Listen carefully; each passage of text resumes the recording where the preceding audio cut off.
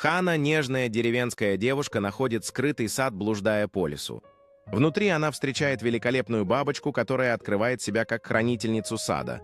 Бабочка касается сердца Ханы, наполняя ее любовью, состраданием и пониманием. Хана осознает, что у нее есть сила исцелять и заботиться о всех живых существах.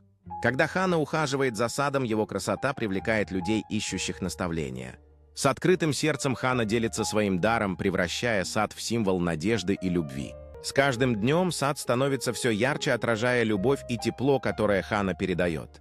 Хана понимает, что ее работа не только преобразила сад, но и сердца людей вокруг. Сад становится местом сближения, где люди находят утешение и вдохновение. Хана, ставшая символом любви, осознает, что каждый может внести свой вклад в исцеление мира. С каждым новым ростком сад становится оазисом надежды, привлекая все больше людей. Хана осознает, что ее путешествие только начинается, и она готова делиться мудростью, которую получила.